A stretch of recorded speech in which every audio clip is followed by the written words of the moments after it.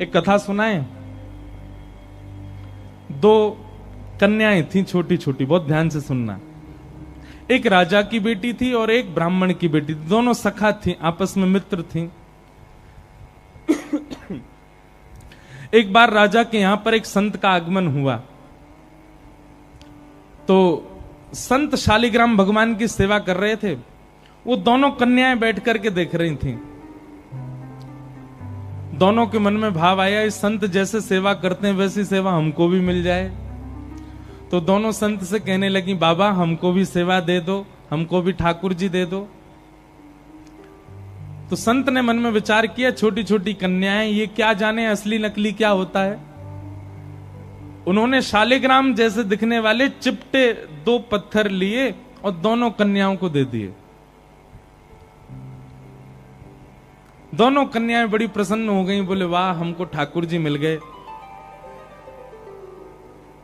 दोनों ने गुरुजी से पूछा, गुरुजी इनका नाम क्या रखें? तो गुरुदेव ने कहा, तुमको जो प्रिय लगे वो नाम रखो इनका। तो कन्याएं जो वो बड़े चिकने से पत्थर थे, तो एक आध बार हाथ से फिसल गए। तो एक कन्या ने कहा, बोले इनका नाम रखते हैं सिलपिल्ले भगवान। कौन से भगवान? और दोनों ने अपने ठाकुर जी का नाम रख दिया सिलपिल्ले। ये कोई ऐसी कथा नहीं, भक्तमाल जी में कथा है ये।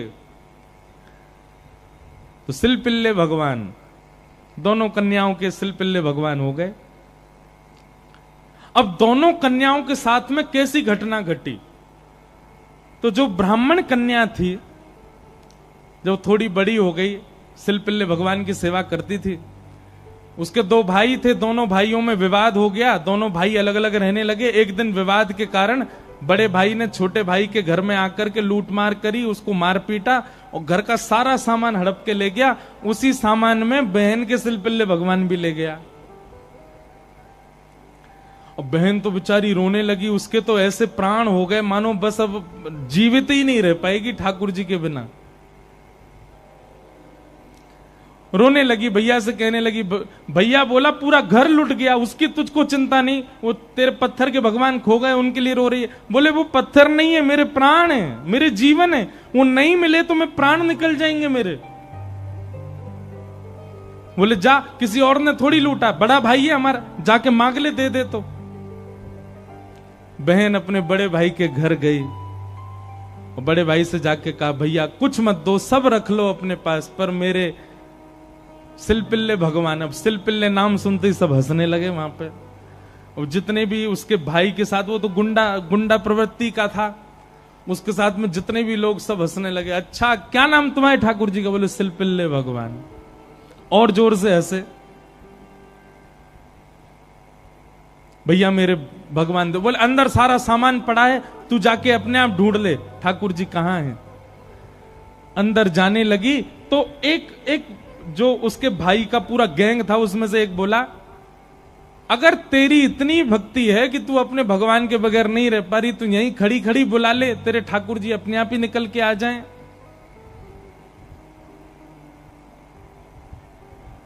ये बात उसके प्रेम पर मानो प्रश्न चिन्ह लग गया। वह भी मन में सोचने लगी, मैं बचपन से सेवा कर रही हूं सिलपिल्ले को, कभी अपने हृदय से दूर नहीं करती, पर आज इसकी बात से मुझको ऐसा लग रहा है कि मैं तो प्रेम करती हूं, पर वो प्रेम करते हैं कि नहीं, आज उसका भी पता चल जाए। और बाहर खड़े खड़े करुण क्रंदन करते हुए, भाव निमग्न होते हुए, नेत्रों से अविरल अश्रुधार गिर रही है। हां नाथ, हां मेरे सिलपिल्ले नाथ, मेरे पास आ जाओ। दोनों भुजा उठा करके जैसे ही रुदन करने लगी, कक्ष में से वो सामान्य सा पत्थर जिसकी वर्षों से सेवा कर रही थी, वो अपने आप उछट करके आया और उस कन्या के हृदय से आकर के लग गया। बोलो सिलपिल्ले भगवान की।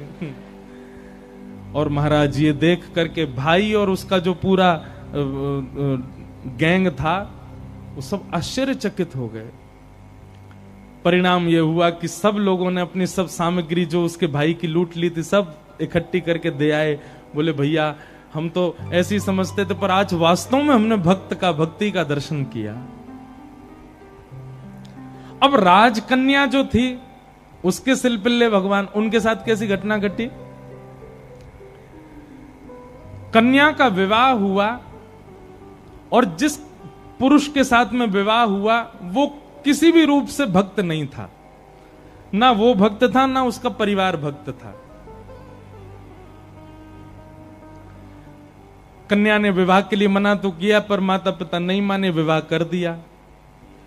अब वो तो बस अपने सिलपिल्ले भगवान को हृदय से लगा के रहे, बोले कि मुझे पता है ये मेरा पति और ये परिवार पूरा जो है ये बिल्कुल भी भक्ति भाव इनके चित्त में नहीं है, पर नाथ बस आप मेरे साथ रहोगे तो मैं पूरा जीवन निकाल लूंगी। अब जिससे उसका ब्याह हुआ था वो तो काम क्रोध लोभ मोह सब था उसके अंदर, वो तो इसी कारण से विवाह कर रहा था, भोग वृत्ति थी उसकी। लेकिन कन्या के चित्त में यह भाव था कि भाई ये वैष्णव नहीं है, इसको तो मैं स्पर्श भी नहीं करने दूं अपना।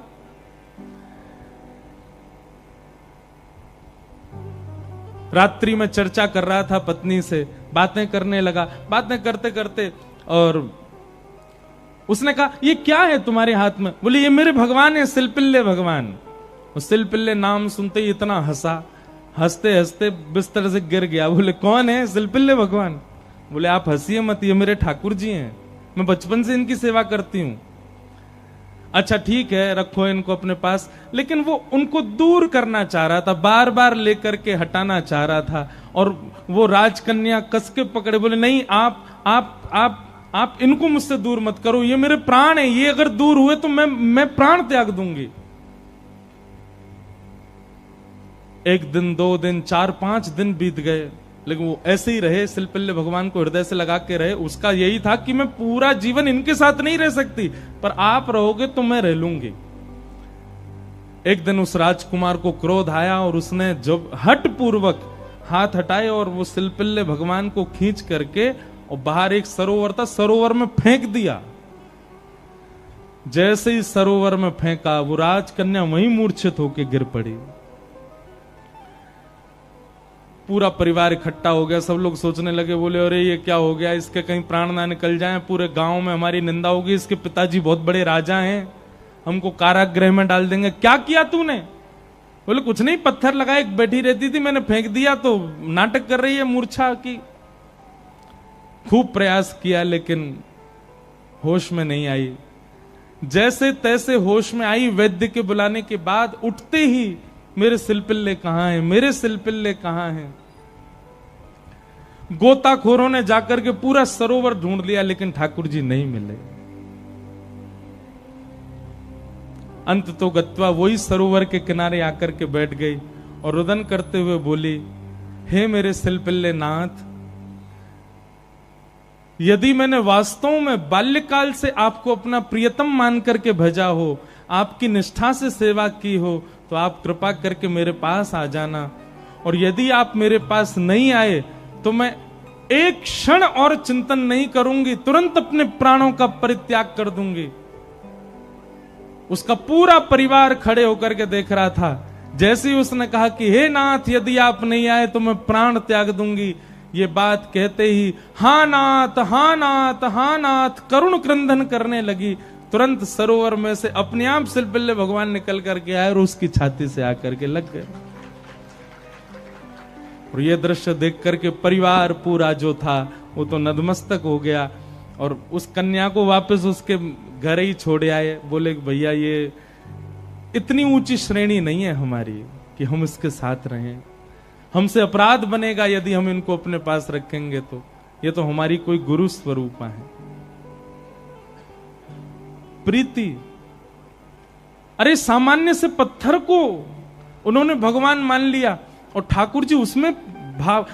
जरूरी नहीं है कि धातु प्रधान होता है, जरूरी नहीं है कि कोई वस्तु विशेष। ये बात आप बहुत ध्यान से सुनिएगा। कई लोग भेद मानते हैं, अपने लड्डू गोपाल को सामान्य समझते हैं, वृंदावन बिहारी लाल को विशेष समझते हैं। उनको लगता है मंदिर में जो बिहारी जी बैठे हैं ये विशेष हैं, हमारे संग जो डलिया में डोल रहे हैं ये इतने विशेष नहीं है। क्यों?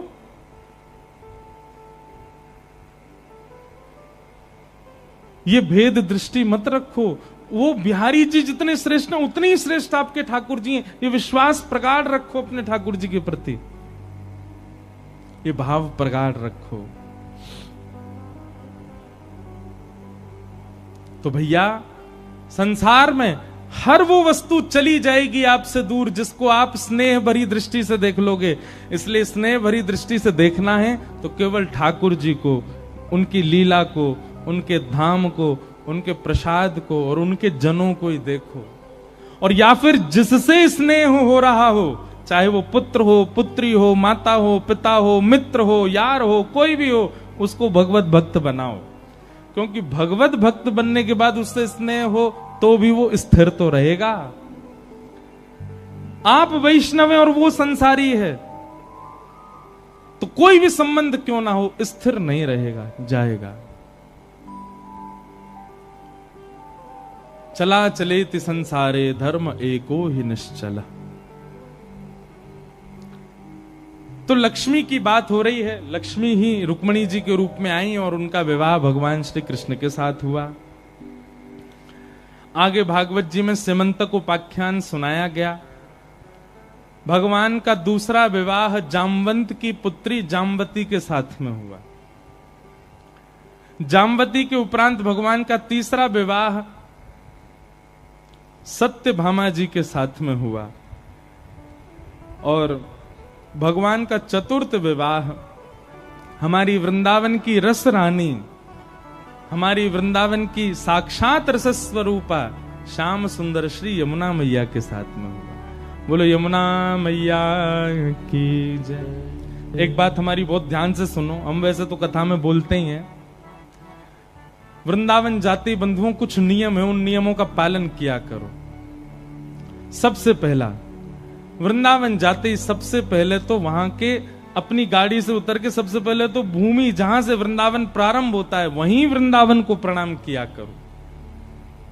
आज भी कई वृंदावन आने वाले वैष्णव हैं, वो पादुका नहीं पहनते अपने पैरों में, क्योंकि जिस रज पर ठाकुर जी निरावृत चरणों से भ्रमण किए, हम कैसे पहन लें। तो सबसे पहले आते ही वृंदावन की रज को प्रणाम करो। आपका मस्तिष्क सूना नहीं होना चाहिए वृंदावन में। और सुनिए, वृंदावन में आके वो छापे वाले मत लगवाया करो तिलक, स्वयं तिलक लगा करके निकला कीजिए अपने कक्ष से। रज लीजिए, रज में गंगा यमुना जल मिलाइए, उस रज का तिलक करिए। और तिलक करना एक बात होती है, ऐसे प्रणाम करो कि अपने आप ही रज लग जाए आपके माथे से। सबसे पहला रज को प्रणाम। पंचायतन प्रणाम हमने बताए कथाओं में, सबसे पहले रज को प्रणाम करो। दूसरा, वृंदावन में जैसे भीतर प्रवेश करते हो जितने वृक्ष वृंदावन के आपके दृष्टि के सामने आ जाएं सबको प्रणाम करो। वृंदावन में वृक्ष सामान्य नहीं है बंधु। आशा महो चरण रेणुज श्याम हम श्याम, वृंदावने किमपि गुलमलतोषधीनाम। वृंदावन में जैसे किसी व्यक्ति ने अगर अखंड वृंदावन वास के लिए पूरा जीवन भजन किया कि हे नाथ मुझे अखंड वृंदावन वास मिले, और भजन करते करते उसके प्राण चले गए, तो अगले जन्म में वृंदावन में वृक्ष बन करके वो आ जाता है और वो अखंड वृंदावन वास करता है। इसलिए वृंदावन वास जिनके मन में इच्छा होती, कई लोग कहते हैं वृंदावन वास कैसे मिले, वृंदावन के वृक्षों को प्रणाम किया करो। तो महाराज वृंदावन जावे वारी ये नियम को पालन करे करो। वृंदावन प्रवेश होते ही बिना रज के आपका मस्तिष्क नहीं होना चाहिए, आपके मस्तिष्क पर ब्रजरज अंकित होनी चाहिए। जैसे स्कूल में आईडी कार्ड अनिवार्य है, जैसे स्कूल यूनिफॉर्म अनिवार्य है, वृंदावन की एक ही यूनिफॉर्म है, क्या ब्रजरज माथे पे होनी चाहिए। दूसरी बात, वहां के लता वृक्ष गुल्म आदि यही कृपा करेंगे, ये अखंड ब्रजवासी हैं, इनसे प्रार्थना करो। हरिराम व्यास जी के चरित्र में आता है कि जब श्री हरिराम व्यास जी को वापस ले जाने लगे वृंदावन से, तो हरिराम व्यास जी वृंदावन की लता पत्र गुल्म वृक्षों को पकड़ पकड़ करके रोने लगे और वृक्षों से निवेदन करने लगे, आप कृपा करो, आप ही अखंड ब्रजवासी हो, आपके अनुग्रह से हम वृंदावन बस जाएंगे। और फिर एक वृक्ष से लिपटे लिपटे ही हरिराम व्यास जी को थोड़ी चेतना आई, मानो वृक्ष ने ही संकेत किया कि अरे बिहारी जी को, राधा वल्लभ जी की प्रसादी बट रही है, जाके जल्दी पाओ। हरिराम व्यास जी को लगा कि अब मैं वृंदावन से तो जाने वाला ही हूं, कहीं मेरे प्राण निकलने वाले होंगे, उससे पहले मैं प्रसाद तो पालूं। दौड़ करके गए तो प्रसादी बट गई थी, सब में वितरित हो चुकी थी। अंतिम प्रसादी का भाग मेहतरानी को दिया गया, झाड़ू लगाने वाली को। हरिराम व्यास जी जैसे ही पहुंचे तो प्रसादी तो बट गई। हरिराम व्यास जी बोले अब मैं कहां पाऊं? तो एक मेहतरानी बैठी थी झाड़ू लगावे वाली, वाकी हाथ में रोटी, वापे ऊपर कड़ी पकौड़ी धरी। हरिराम व्यास जी गए, वाके आगे हाथ फैला लियो, बोले ला नेक्स्ट से प्रसाद मोह दे दे। मेहतरानी बोली अरे मैं तो एक मेहतरानी हूं, मैं तो झाड़ू लगावे वाली हूं, मेरे हाथ को प्रसाद पाओगे महाराज? आपको धर्म नष्ट है जाएगो। हरिराम व्यास जी बोले जब प्रसाद हमारे पास आवे से पहले ये विचार ना करे कि कौन ब्राह्मण, कौन क्षत्रिय, कौन वैश्य, कौन शूद्र, कौन हरिराम व्यास, कौन मेहतरानी, तो फिर तू इतना विचार क्यों कर रही है? जब प्रसाद ने तेरे पास आवे में कोई बैर भाव नहीं रखो, तेरे पास तुरंत आ गए हो, वाह प्रसाद को मोह देवे में तू इतना बैर क्यों कर रही है? अरे चल जल्दी दे। और हरिराम व्यास जी ने उस मेहतरानी की प्रसाद को जैसे ही पाया,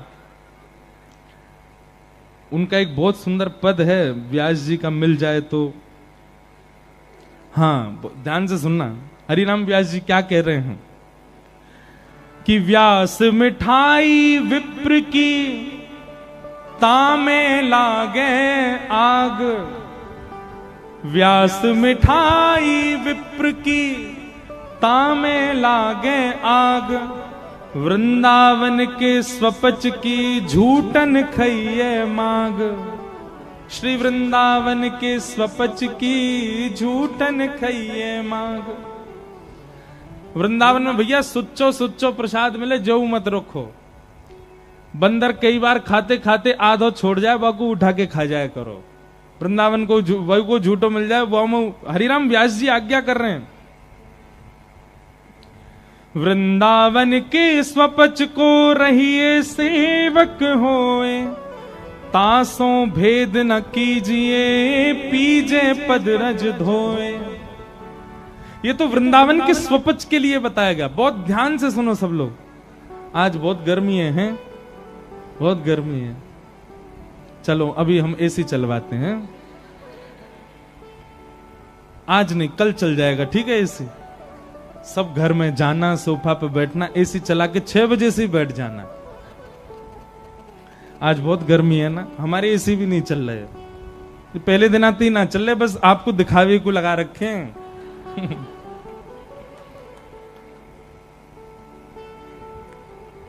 भैया वृंदावन की महिमा सुन लो। व्यास मिठाई विप्र की तामे लागे आग, वृंदावन के स्वपच की झूठन खइये माग।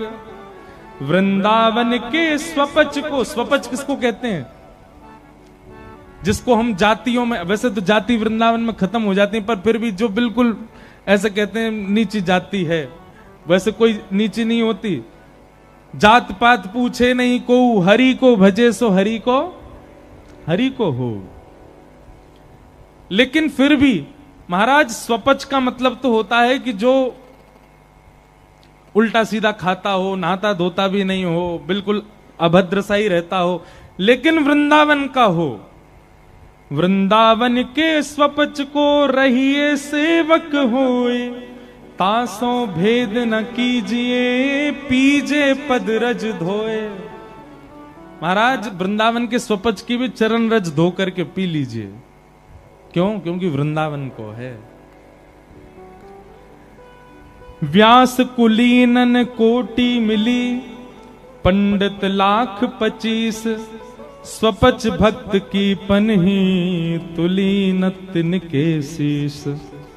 व्यास सपच बहु तरि गए, एक नाम लवलीन, चढ़े नाब अभिमान की, बूढ़े बहुत कुलीन। अगर किसी को वृंदावन से बहुत प्रीति है ना, तो हमारी एक व्यासपीठ की आज्ञा मानिए। अब की बार वृंदावन जाइएगा तो व्यास वाणी लेकर के आइएगा। क्या लेके आना है? व्यास वाणी। जहां हरिराम व्यास जी के द्वारा कहे गए पद उसमें अंकित हैं। अच्छा, एक बात हम पहले ही बता दें, हरिराम व्यास जी के कई सारे पद ऐसे हैं, उनको पढ़ोगे तो आपको मन में जो है घबराहट हो सकती है, लेकिन वृंदावन की रीति यदि समझनी हो तो अब की बार वृंदावन जाइए और व्यास वाणी लेकर के आइए। अति सुंदर पद हैं व्यास जी के।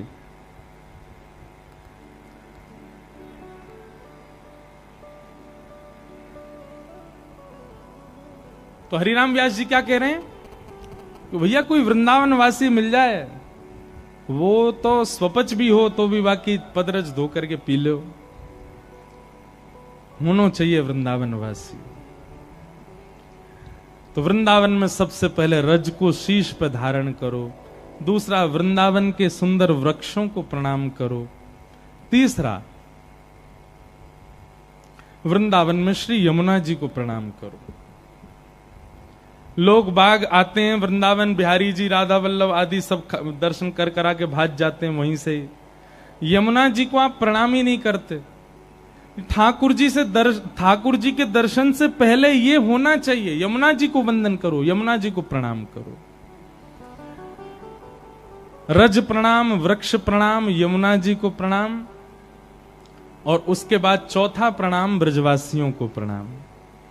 ब्रज के जो वासी हैं उनको वंदन करो, और पंचम प्रणाम कीजिए श्री गोपेश्वर महादेव को। इन 5 को प्रणाम करने के बाद तब जाइए जहां आपकी ठौर है, जहां आपके गुरुदेव हैं, जहां आपको मन लगो भयो है। इन 5 को प्रणाम करके आप जाएंगे तो ही आपकी वृंदावन रीति, वृंदावन दर्शन पूर्ण होगा। तो भगवान का चतुर्थ विवाह किनसे हुआ? श्री यमुना जी के साथ में हुआ। श्याम सुंदर श्री यमुने मैया की जय। तत्पश्चात भगवान के 8 प्रमुख विवाहों के बारे में बताया गया। भौमासुर के यहां पर 16,100 राजकुमारियां बंधी थीं। भगवान ने उन 16,100 राजकुमारियों को वहां से मुक्त किया और उनके साथ भी विवाह किया। हम अनेक बार अपनी कथाओं में इन विवाहों का प्रसंग बहुत विस्तार से बता चुके हैं। ये कौन है, कैसे हैं, यह सब भी बता चुके हैं। ठाकुर जी ने किसी स्त्री विशेष से ब्याह नहीं किया है बंधुओं। ये अष्टपटरानियां कौन हैं? अष्टधा प्रकृति, पृथ्वी, जल, अग्नि, वायु, आकाश, मन, बुद्धि और अहंकार, ये 8 भगवान की मुख्य पत्नियां हैं। जो भगवान ने प्रकृति बनाई, जिन अष्ट तत्वों से उन्हीं से ही ठाकुर जी ने विवाह किया। तो भगवान की जो मुख्य 8 पत्नियां हैं, ये एक एक तत्व को संकेतित करती हैं। तत्पश्चात 16,100 राजकुमारियां ये भौमासुर के यहां बंधी थीं।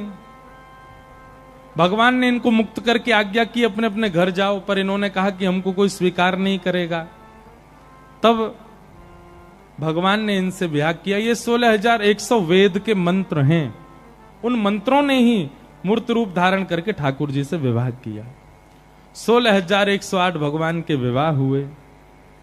वैसे तो बंधुओं ये पूरा विश्व ही भगवान की विवाहित कन्या है। हम सबका विवाह ठाकुर जी से हुआ है। ठाकुर जी ही परम पुरुष हैं।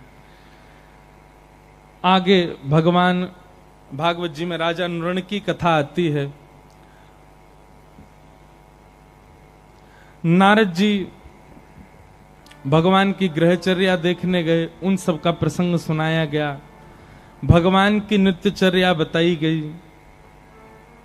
राजसूय यज्ञ में भगवान 20,000 राजकुमारों को लेकर के पहुंचे पांडवों के यहां, ये सब कथा बताई गई। जरासंध के यहां भगवान अर्जुन और भीम के साथ में गए, जरासंध का उद्धार किया। सब कथाएं बहुत विस्तार से हैं। तत्पश्चात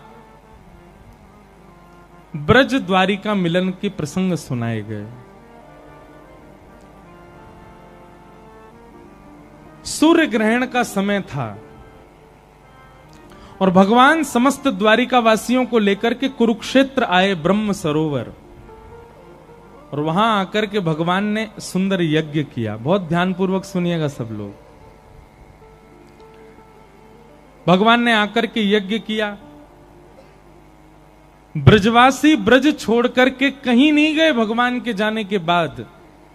ब्रजवासी ब्रज छोड़ करके यदि कहीं गए तो केवल चंद दिनों के लिए कुरुक्षेत्र गए थे, और तब भी ब्रजवासियों को यह पता नहीं था कि वहां द्वारिकाधीश भी आने वाले हैं, द्वारिका से भी लोग आने वाले हैं। सूर्य ग्रहण का समय था, खूब सारे लोग कुरुक्षेत्र में अनुष्ठान के लिए गए थे।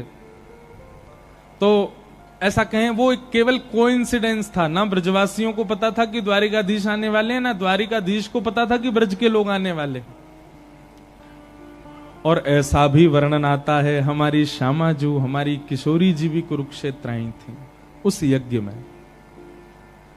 अच्छा, यज्ञ के पीछे संकल्प क्या था? हमारो कन्हैया प्रसन्न रहे, यही यज्ञ के पीछे संकल्प है ब्रजवासियों का।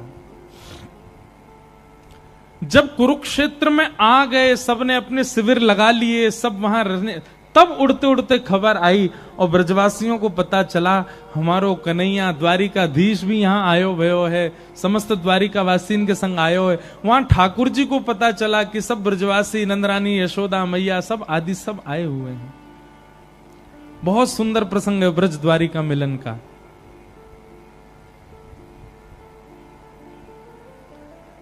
जैसे ही ब्रजवासियों को पता चला कि हमारो कन्हैया आयो है, नंद बाबा, यशोदा मैया, सब ब्रजवासी सब रोने लगे। बोले बाबा जल्दी चलो ना, कन्हैया से मिलके हमें दूर से देखे आएंगे। अब तो हमको पता चल गया कि राजा धीराज महाराज बन गए हो, लेकिन हमको कहीं दूर से ही दिख जाएगा, वहीं से देख के वाकु निहार के आ जाएंगे हम तो।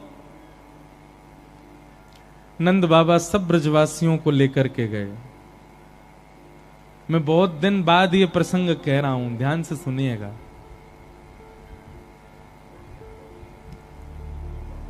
सूर्य ग्रहण का समय था, ठाकुर जी की अर्चना चल रही थी।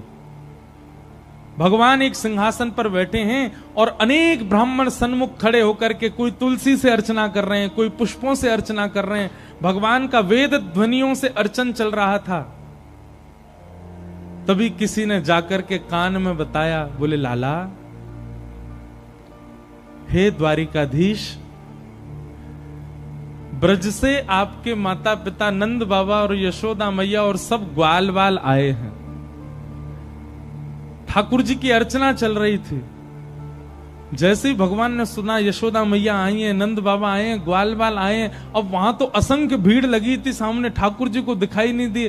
भगवान तो भूल गए मेरी अर्चना चल रही है। ठाकुर जी तो उछक करके ढूंढने लगे, कहां है यशोदा मैया, कहां है नंद बाबा। और जैसे ही सामने भीड़ में अति वृद्धा श्री यशोदा मैया को आज 100 वर्ष बाद ठाकुर जी ने देखा। यशोदा मैया को जैसे ही देखा, ठाकुर जी तो भूल गए, अर्चना वर्चना सब, अनुष्ठान सब भूल गए। बड़े बड़े वेदज्ञ खड़े थे, सबके सामने ठाकुर जी सिंहासन से कूद पड़े और दौड़ करके गए, यशोदा मैया के अंक में जाकर के लिपट गए। जा दिन से ठाकुर जी ब्रजमंडल छोड़ के गए हैं, यशोदा मैया की नेत्रों की ज्योति थोड़ी कमजोर हो गई है, अब मैया को ज्यादा दिखाई नहीं देता है, हाथ पकड़ करके चल रही हैं। और तभी ठाकुर जी गए दौड़ करके और जाके यशोदा मैया को अपने अंक में भर लिया।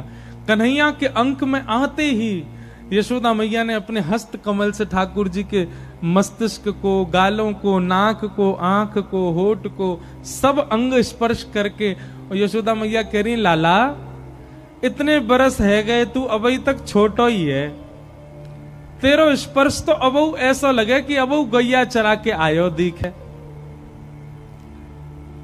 लाला मुझे लगे द्वारिका में तेरो ध्यान ना रखे लोग हैं, तू तो अबू पत्रो दुबरो सोई है। बंधुओं, ठाकुर जी अब सामान्य नहीं है। 16,108 विवाह हो चुके हैं भगवान के पुत्र हो चुके हैं, पुत्रों के पुत्र भी हो चुके हैं, मतलब दादाजी बन चुके हैं ठाकुर जी। लेकिन हमारे शास्त्र आज्ञा करते हैं कि भगवान श्री कृष्ण की आयु सदा 16 वर्ष की रहती है। ठाकुर जी कभी 16 वर्ष से ऊपर के नहीं होते। लेकिन आज यशोदा मैया को देख करके ठाकुर जी इतने भाव में चले गए, इतने भाव में चले गए। वहां सब राजा खड़े हैं, मंत्री खड़े हैं, भगवान की पटरानियां खड़ी हैं, भगवान की पुत्र वधुएं खड़ी हैं, भगवान की पौत्र वधुएं भी खड़ी हैं, और उन सब के बीच ठाकुर जी यशोदा मैया की गोद में चढ़ गए, हाथ से लिपट गए और पैर से भी लिपट गए, और मैया के गले में रोते रोते बोले, मैया मैया मेरी बात मान ले। यशोदा मैया बोले, अरे लाला ऐसा ना ही रोयो करें, सब देख रहे हैं, कहां बात है। ठाकुर जी तब अपनी जिज्ञासा प्रकट करते हुए कहते हैं, मैया बहुत दिन है गए, मैंने तेरो दूध नाए पियो है, तू जल्दी ते बैठ के मुंह को अपनो दूध पिवाए थे। और कुरुक्षेत्र की उस सभा में सबके बीच राजाधिराज महाराज द्वारिकाधीश यशोदा मैया की गोद में लेटे हैं। पत्नियां देख रही हैं, पुत्र वधुएं देख रही हैं, पौत्र वधु देख रहे हैं, बड़े बड़े राजा, बड़े बड़े वेदज्ञ, बड़े बड़े मनीषी सामने हाथ में स्वर्ण थाल लिए ठाकुर जी की अर्चना करने के लिए खड़े हैं। और यहां ठाकुर जी एक नन्हे से बालक की भांति यशोदा मैया के आंचल में प्रवेश कर रहे हैं और बार बार कह रहे हैं, मुंह को अपनो दूध पिवाए दे मैया। यशोदा मैया ने जैसे ही अपना पयोधर ठाकुर जी के मुख में दिया, रसिक जन वर्णन करते हैं, इतने वर्ष बाद भी यशोदा मैया के पयोधर से दुग्ध प्रकट हो गया और ठाकुर जी पीने लगे। बंधुओं, इस छवि का दर्शन, इस छवि का अनुभव करके हृदय कई बार विदीर्ण सा हो जाता है कि कैसा कैसा प्रेम है ठाकुर जी का यशोदा मैया से। मुकुट दूर फेंक दिया ठाकुर जी ने, अपने राजकीय वस्त्र नन्हे से बालक के भांति हो गए ठाकुर जी। सब द्वारिकावासी घुटनों पर बैठ गए हैं, सब यशोदा मैया को सजल नेत्रों से देख रहे हैं, हाथ जोड़ करके बैठे हैं। यह है जगत नियंता द्वारिकाधीश की मां यशोदा।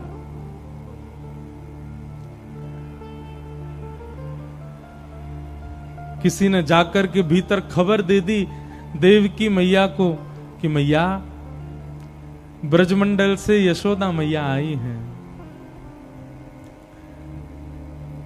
देवकी मैया दौड़ी दौड़ी आई और मैया दूर से कहते, अरे बहन तुम आई हो। सब राजा महाराजा खड़े हो गए, द्वारिकाधीश की मैया देवकी मैया आई हैं।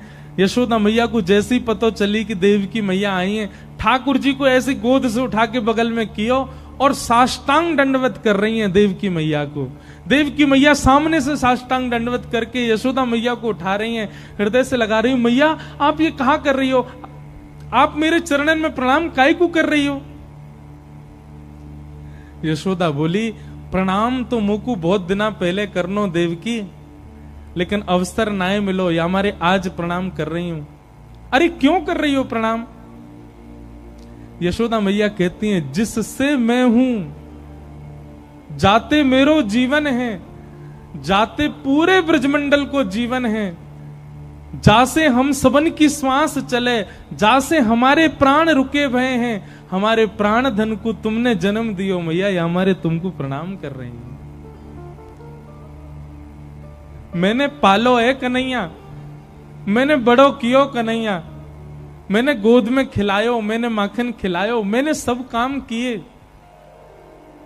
पर जन्म देवे को सौभाग्य मोए ना मिलो। जन्म देवे को सौभाग्य तो आपको है, या हमारे धन्यवाद के रूप में आपके चरणन में प्रणाम कर रही हूं, जो तुमने हमको कन्हैया प्रदान किए।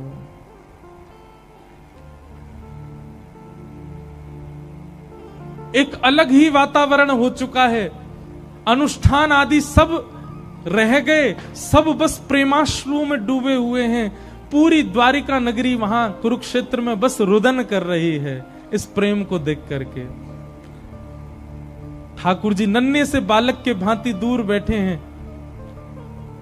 कोई ने जाकर के कान में हल्के से कह दी, बोले लाला तो को पता है श्री जी भी आई हैं।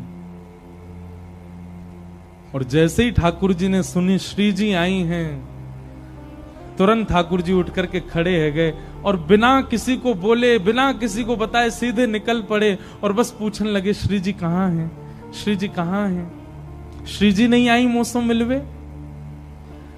तब मधुमंगल श्रीदामा आदि सब सखा मिले, सबको ठाकुर जी ने अपने अंक में भर लिया। सबसे पूछने लगे, श्री जी कहां हैं। बोले वे अपने शिविर में विराज रही हैं। यहां श्री जी सब सखियन के संग बैठी हैं। और तभी कोई चर्चा करते करते अचानक श्री जी ने ललिता जी से कही, ललिता मुकु ऐसो आभास है रहो कि बाहर द्वार पे नंद नंदन आए हैं, मुकु ऐसो आभास है रहो कि बाहर द्वार पे श्याम सुंदर आए हैं, नहीं जाके देखियो तो कहां पे तो श्याम सुंदर आए हैं का। ललिता जी बोली, आपको तो ऐसो आभास रोज ही होवे श्यामाजू। अरे हमने सुनी है उनकी अर्चना चल रही है, वे बैठे हैं ब्राह्मणन के बीच में, आज सूर्य ग्रहण है, पुष्प अर्चन तुलसी अर्चन चल रहे हो, वो कैसे आ जाएंगे यहां पे। श्री जी बोली, नहीं और दिना की बात अलग है, आज श्री जी कह रही हैं मुकु कन्हैया की तन की सुगंध आ रही है, ये वायु जो बाहर से बह के आ रही है, या मैं ऐसा लग रहा हूं कि श्री कृष्ण के तन को छू के आ रही है, एक बार देख तो सही कहीं द्वार पर श्री कृष्ण तो नहीं। ललिता जी ने जाके जैसे ही पर्दा खोल के देखो तो वास्तव में सामने से श्री कृष्ण आ रहे हैं। सब सखियों में चर्चा है, अरे श्री कृष्ण आ रहे हैं, श्री कृष्ण आ रहे हैं। वर्षों बाद 100 वर्ष से अधिक बीत गए श्री कृष्ण को देखे। भीतर जाकर के जैसे समाचार दियो कि श्री कृष्ण आ रहे हैं, किशोरी जी तो मानो बेसुध सी है गई, कहां करूं अब मैं। बिल्कुल अचेत होकर के बैठ गई हैं, ना हिल रही हैं, ना डुल रही हैं, ना अपने नेत्रन के पलकन को, क्योंकि ये संभव नहीं था, ये इसके किसी को अनुमान नहीं था कि श्री कृष्ण ऐसे आ जाएंगे। और तभी श्याम सुंदर को आगमन भयो।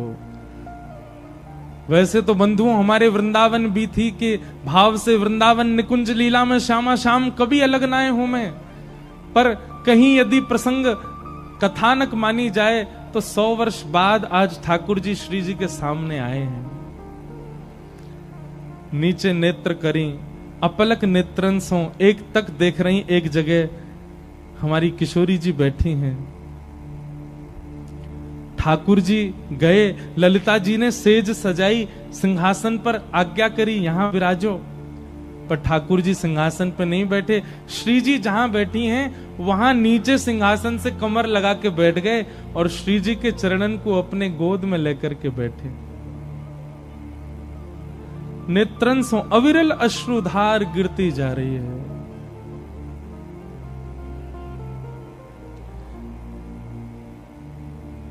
राधे राधे करुणामयी कृष्ण प्यारी, मेरी सुदली जो श्री वृषभानु दुलारी, मेरी सुदली जो श्री वृषभानु दुलारी। ये स्तुति स्वयं ठाकुर जी गाते हैं, आज भी बरसाने में रोज गाई जाती है किशोरी जी के आगे, पर इस स्तुति के मूल गायक पता कौन है? स्वयं ठाकुर जी हैं। हे मनोहारिणी रासेश्वरी रस रूपा, हे मनोहारिणी रासेश्वरी रस रूपा, हे मनोहारिणी रासेश्वरी रस रूपा, हे मनोहारिणी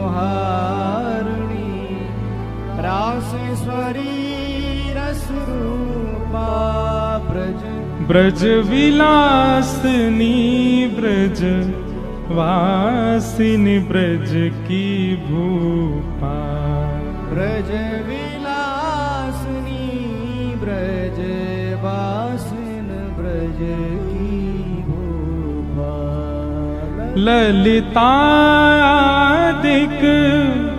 सहचरी सर्वज्ञ स्वरूपा, ललितादिक सहचरी सर्वज्ञ मेरी सुदली जो श्री वृषभानु दुलारी, मेरी सुदली जो श्री वृषभानु। ठाकुर जी किशोरी जी के चरणन को गोद में लेके बैठे। किशोरी जी अब भी बिल्कुल अचेत हैं, उनको पता नहीं चल रही है ये है का रहे हो है। और ठाकुर जी किशोरी जी के चरणन को लेकर के बार बार अपने शीश से नवा रहे हैं, अपने नेत्रन के जल से किशोरी जी के श्री चरणन में अश्रुबिंद बिंदन से मानो उनके चरण धो रहे हैं। अचानक श्री जी को ललिता जी ने इशारा कियो, बोले श्री जी श्याम सुंदर चरणन में बैठे हैं। श्री जी को होश आयो, तुरंत उठ करके आपने ठाकुर जी को उठायो और उठा करके सेज पे बिठायो और कही, अरे ललिते, अरे विशाखा, आज बहुत दिनान में हमारे प्राण वापस आए हैं, चलो इनको ब्रज को श्रृंगार तो करें। बड़ो द्वारिका को श्रृंगार कर लियो ने पुनः इनको नंद नंदन तो बनावे। और श्री जी ने अपनी श्रृंगार पेटिका खोली है और श्रृंगार पेटिका से लेकर के सुंदर सुंदर श्रृंगार निकाल करके ठाकुर जी को वनमाली, वृंदावन वनमाली भेष बना रहे हैं। आहा, द्वारिकाधीश तो राजकीय श्रृंगार में रहते हैं ना, पर किशोरी जी आज ठाकुर जी को सुंदर सिर पर पाग पहनाई है, पाग पहना करके सुंदर मोतीन की लड़ धारण कराई है, सुंदर राजकीय वस्त्र उतार करके सामान्य सी धोती धारण कराई है, कमर में कारी कमरी बांधी है, गले में वैजंती माला पहना दी है, हार श्रृंगार के, गुलाब के, कमल के और भांति भांति के सुंदर सुगंधित पुष्प गले में धारण कराए हैं। केसर चंदन घिसकर के श्री विशाखा जी लेकर के आई हैं। किशोरी जी ने अपनी उंगली से ही पत्रावली को श्रृंगार श्री ठाकुर जी को किया है। और श्रृंगार करवे के बाद में अब जैसे ही काजर लगावे की बारी आई, श्री ठाकुर जी के लिए कोई नवीन काजर नहीं, अपने नेत्रन कोई काजर निकाल करके श्री ठाकुर जी के नेत्रन में पधरा रहे हैं। और संपूर्ण श्रृंगार करवे के बाद श्री जी ने जैसे ही ठाकुर जी को आलिंगन कियो, अपने ही तन के इत्र से ठाकुर जी को सुगंधित कर दियो। और सब सखियन से बोली, आज बहुत दिनान में श्याम सुंदर आए, रास बिहार तो होना चाहिए। और सब सखीन के मध्य में श्री ठाकुर जी और किशोरी जी पुनः रास बिहार कर रहे हैं। द्वारिकाधीश के संग में श्री श्री जी को रास बिहार रहे हो। हो बन नाचे नटनी को वाली, नंद को किशोर, राधे जगत नचायो तेरी, बोह की मरोड़ राधे जगत नचायो तेरी, बोह की मरोड़ रे, बन नाचे नटनी को आली, नंद को किशोर, बन नाचे नटनी को आली, नंद को किशोर। और इस प्रकार श्री जी और ठाकुर जी का महाराज अनेक दिनों तक रास बिहार चलता रहा। वाके बाद श्री जी ने ही रास को विश्राम कियो और विश्राम करके ठाकुर जी को आज्ञा दी, अब आप वापस जाओ। श्याम सुंदर बोले अब नहीं जा पाऊंगा। बोले नहीं, वहां रुक्मणी आदि सब आपकी प्रतीक्षा कर रही हैं, अब जाओ। ठाकुर जी वापस आए। ठाकुर जी जैसे ही लौट करके आए, ठाकुर जी को श्रृंगार, आज तक रुक्मणी ने ऐसा रूप नहीं देखा ठाकुर जी का। आज त्रिभंग ललित श्याम सुंदर अद्भुत ही दिख रहे हैं। आज अलग ही नेत्रन की काली मां है, आज अलग ही पत्रावली को श्रृंगार है। ऐसी पाग कभी नहीं देखी, ऐसी चाल कभी नहीं देखी, ऐसी धोती कभी नहीं देखी, ऐसे गले के सुंदर हार नहीं देखे, ऐसे बाजूबंद नहीं देखे। आज ठाकुर जी द्वारिकाधीश की तरह नहीं चल रहे हैं, वृंदावन चंद की तरह चलते हुए आ रहे हैं। ललित गति विलास वल गुहास, प्रणय निरीक्षण कल्पितो रुमान। वह छवि को देख करके आज रुक्मणी भी मोहित हो गई है, वारी वारी जा रही है ठाकुर जी के रूप पर। क्यों? क्योंकि आज को श्रृंगार श्री जी ने किया है। श्री जी ही मानो ठाकुर जी के रूप में पधारी। फिर प्रसंग आता है कि रुक्मणी आदि ने ठाकुर जी से पूछा, आप ऐसे कहां से बन के आए? ठाकुर जी तो मौन है, कुछ बोले नहीं। तभी मन में विचार आयो, कहीं ऐसा तो नहीं कि ये ब्रजवासी ब्रज की गोपी ने श्रृंगार करके भेजो, और निश्चित है ब्रज की गोपी तो मतलब श्री राधा रानी भी आई होंगी, हम जाके देखें तो सही श्री राधा रानी कैसी हैं। और भगवान की सब पटरानियां किशोरी जी का दर्शन करने के लिए गई। वर्णन करते हैं, दास किशोरी जी की दासियों को देख करके कृष्ण पटरानियों के चित्त में भाव आया, जब दासियां इतनी सुंदर हैं तो किशोरी जी कितनी सुंदर होंगी। और रुक्मणी जी ने जैसे ही पहली बार किशोरी जी को देखा, देखते ही रुक्मणी जी की स्थिति ऐसी हो गई कि अब रुक्मणी जी को वापस द्वारिका भी जाने की इच्छा नहीं। रुक्मणी जी कहती हैं, मैं कुछ भी हो जाए श्री कृष्ण का त्याग नहीं कर सकती, पर किशोरी जी के दर्शन करके अब रुक्मणी जी की मन स्थिति ऐसी हो गई, हम कृष्ण को भी छोड़ देंगे पर किशोरी जी का त्याग नहीं कर सकते, हम श्री जी को नहीं छोड़ सकते। हे श्यामाजू, कृपा करो, अनुग्रह करो, अपनी चरणन की दासी बना करके सदा के लिए अपने चरणन में रख लो। तब किशोरी जी ने रुक्मणी जी को हृदय से लगा करके आज्ञा दी, हमारे प्राणेश आपके पास हैं, इसलिए जब तक वो लीला करने तब तक हमारी आज्ञा है, उनको ध्यान रखो, और जब वे अपनी लीला पूरी करेंगे तो उनके सहित आप निकुंज में आ जाइयो। इसीलिए भागवत जी में वर्णन है कि ठाकुर जी ने लीला पूरी करते समय अर्जुन को आज्ञा की, हमारी अष्ट पत्नियों को लेकर के वृंदावन चले जाओ, किशोरी जी की शरण में पहुंच जाओ, क्योंकि उनकी इच्छा है कि उनको किशोरी जी की शरण में जाना है। तब रुक्मणी जी वापस गई, नहीं तो किशोरी जी के दर्शन करके रुक्मणी जी की तो स्थिति ऐसी हो गई कि अब जानो ही नहीं है, अब तो इनके पास ही रहनो है, इनकी शरण में ही रहनो है। ऐसी हमारी किशोरी जी को हम बारंबार वंदन करें, बारंबार प्रणाम करें, बारंबार उनके चरणन में बस यही भाव रखें कि हे श्यामाजू, हे किशोरी जी, आप कृपा करो, श्याम सुंदर सदा हमारे प्रिय बने रहें।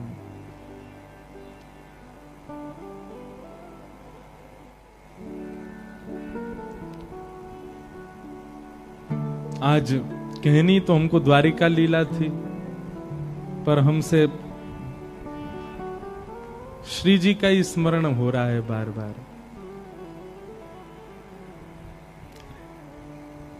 ब्रज द्वारिका लीला जो है बहुत अद्भुत है। इतनी भव सागर में, इतने भव सार में डूबी हुई ये लीला है।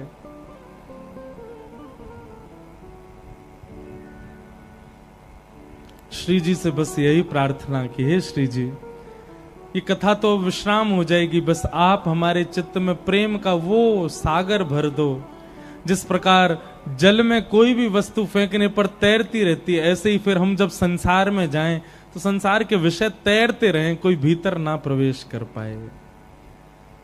भीतर तो केवल आप और ठाकुर जी विराजे रहें बस।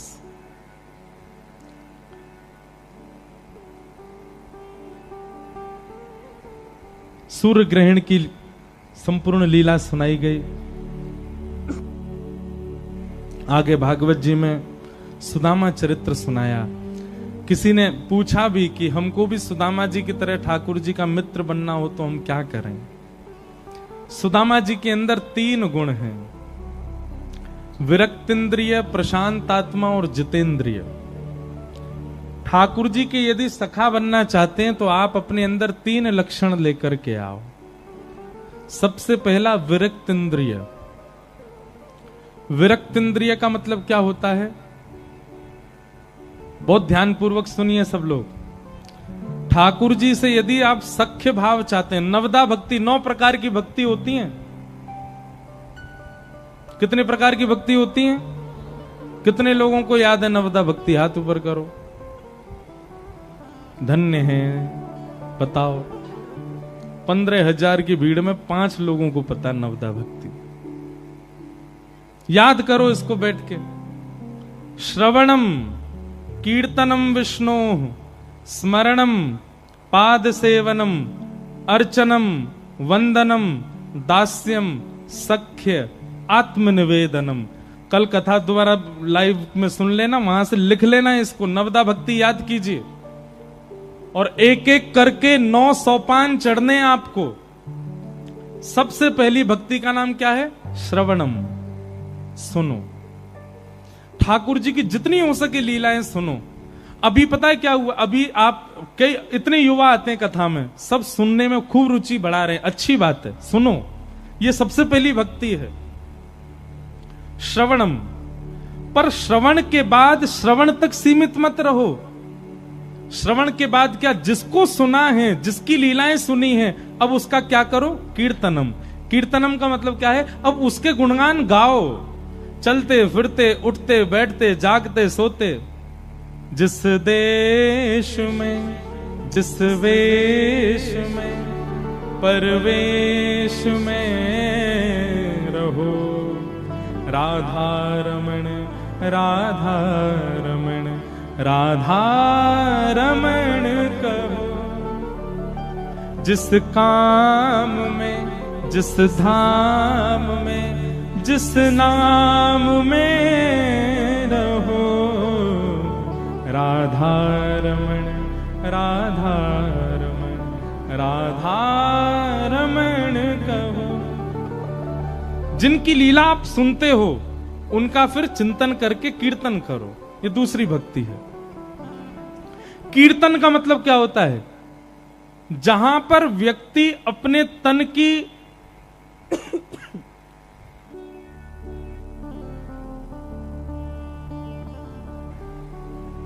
जहां पर व्यक्ति अपनी तन की कीर्ति को भूल करके उससे परे हो जाता है। जैसे हम कीर्तन गाते हैं, आप सब खड़े हो जाते हो, नृत्य करते हो, गर्मी पड़ रही है, आगे पीछे भीड़ हो रही है, फिर भी आप नृत्य करते हो, यही कीर्तन होता है। जहां पे आप ये सोच रहे हो, मैं कैसे उठूं, सब लोग मुझको देखेंगे, मैं कैसे कर सकता हूं, आगे पीछे वाले देखेंगे, इसका मतलब अभी आप कीर्तन में प्रवेश नहीं कर पाए हो। कीर्तन जब होता है तो व्यक्ति अपने तन की कीर्ति भूल जाता है और बस भुजा उठा करके वो नृत्य करता है, वो विचार नहीं करता कौन क्या सोच रहा होगा। कीर्तन। तो प्रथम भक्ति श्रवणम, दूसरी भक्ति कीर्तनम, तीसरी भक्ति स्मरणम। श्रवणम कीर्तनम विष्णु स्मरणम, भगवान का स्मरण करो। किसी ने मुझसे पूछा कि हम इंजीनियर हैं, हम बहुत व्यस्त रहते हैं, हमारे बहुत काम है, हम इतनी सेवा नहीं कर पाते ठाकुर जी की, तो क्या करें? स्मरण तो कर सकते हो ना, अन्यथा मत लीजिएगा बात को। आप कितने भी व्यस्त होते हुए, कितने भी पढ़ाई का बोझ होते हुए, कितनी भी चीजें जीवन में होते हुए, सबसे पहले आप ठाकुर जी की भक्ति क्यों छोड़ देते हो? बच्चों से पूछो, आप क्यों नहीं करते? बहुत प्रेशर है पढ़ाई का। आप ठाकुर जी का भजन क्यों नहीं करते? महाराज कहां समय हम पे, सुबह निकलते हैं, रात को आते हैं, घर लौट करके इतना काम हमारे जीवन। मतलब आपने एक चीज देखी, व्यक्ति का स्वभाव है कि वो व्यस्त होते ही, बर्डन होते ही सबसे पहले छोड़ता किसको है? ठाकुर जी की भक्ति को।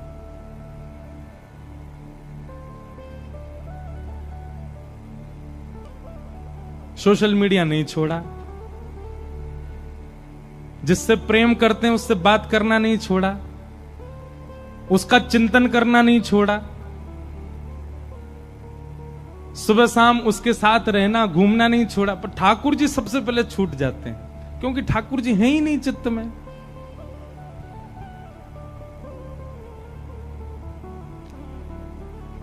कई पंजाब के बच्चे ज्यादातर विदेश जाते रहते हैं, जब भी मिलने आएंगे, महाराज जी अब क्या करें, अभी तक तो खूब भजन करते, अब विदेश जा रहे हैं। मैंने कि तो अब वहां कैसे करेंगे?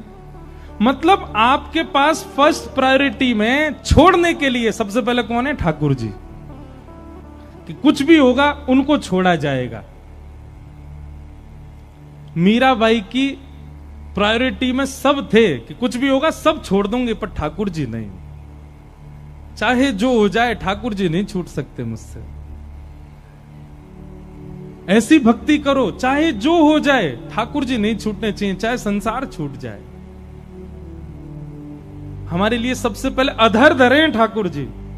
कुछ भी ऐसा होगा जो हमारे विपरीत है हमारे जीवन से, ये छूट जाएंगे, इनको किनारे कर देंगे हम। नहीं, चाहे जो हो जाए ठाकुर जी को मत छोड़ो,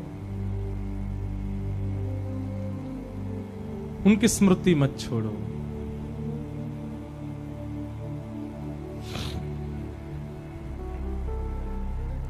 तो स्मरणम, तीसरी भक्ति का नाम क्या है? आप कुछ भी करो, आपकी स्मृति में भगवान रहने चाहिए।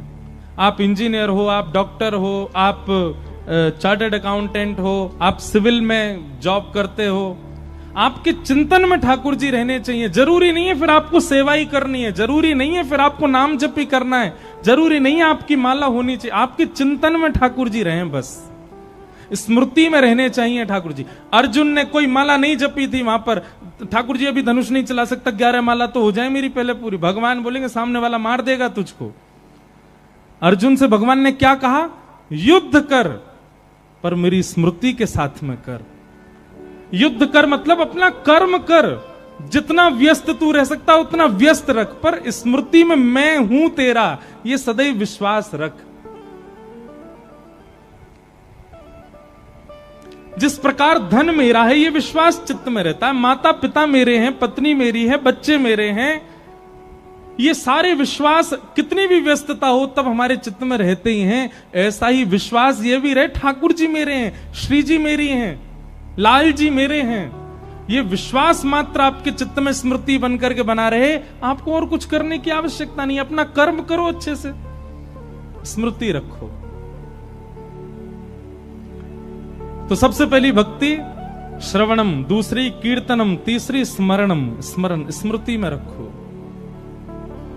और चौथी भक्ति वंदनम, ठाकुर जी की वंदना करो, सुंदर सुंदर गीत गाओ, सुंदर सुंदर स्तुति सुनाओ ठाकुर जी को, सुंदर सुंदर श्लोक सुनाओ। श्रवणम, कीर्तनम, विष्णु स्मरणम, और फिर स्मरण के बाद आती है पाद सेवनम, ठाकुर जी की सेवा करो। वंदनम बाद में आती, पहले पाद सेवनम, ठाकुर जी की सेवा करो, ठाकुर जी को सुंदर श्रृंगार करो, ठाकुर जी की सुंदर सेज सजाओ, ठाकुर जी के लिए सुंदर भोग बनाओ, ठाकुर जी के लिए सुंदर राग सुनाओ, ठाकुर जी को नृत्य करके दिखाओ। हमारे जितने भी पंडित जी लोग हैं, हम लोग पता है क्या करते हैं? जब हम लोग फ्री होते हैं कथा वथा से, तो अपने लाल जी को घेर के बैठ जाते हैं, और फिर हम कहते हैं भाई हाँ चुटकुल्ला सुनाओ ठाकुर जी को। तो सब ठाकुर जी को चुटकुल्ला सुनाते हैं। क्यों? दुनिया में पूरे दिन हमारे लाल जी के पास देखते हो, कोई रोता हुआ आ रहा है, कोई गा रहा है, कोई कुछ सुना, कोई ठाकुर जी को हंसा ही नहीं रहा। तो हम सबरे बैठ के ठाकुर जी को हंसाते हैं, ठाकुर जी को चुटकुल्ला सुनाते हैं। हमको कोई भी खेल खेलना हो, हम हमेशा कथा से बाहर ही रहते हैं, तो रात में खेल खेलना हो, कोई बात करनी हो, हंसना हो, सारी बातें ठाकुर जी के, हमारे लाल जी के सामने बैठ के ही होंगी, ताकि उनको भी सुख मिले, उनको भी आनंद आवे। तो ये करना भी पाद सेवन में, ये भी एक पाद सेवन है ठाकुर जी की। पाद सेवन का मतलब केवल उनको सजाना धजाना ही नहीं होता, अपनी समस्त क्रिया उनके सन्मुख प्रस्तुत करो। तो श्रवणम, कीर्तनम, विष्णु स्मरणम, पाद सेवनम, और फिर उसके बाद आती अर्चनम, ठाकुर जी की अर्चना करो। जैसे बहुत गर्मी आ जाए तो ठाकुर जी के लिए सुंदर सुंदर ऐसे पुष्पों के हार बनाओ जिससे ठाकुर जी को सुख मिले। सारी पोशाकें वृंदावन से बनवा के मत पहनाया करो ठाकुर जी को, कभी कभी बिना पोशाक के भी रखा करो। आज हरी देखे नंगम नंगा, मोतिन माल गले और साजे, छवि के उठत तरंगा। ठाकुर जी को भी यूं लगे पता नहीं आज क्या करेगा मेरे साथ, और ठाकुर जी को पता है ये रोज वही पोशाक पहना देगा, चुभती होगी ठाकुर जी को। नहीं नहीं, कुछ ना कुछ लीलाएं किया करो ठाकुर जी के साथ, पर विधि जान करके।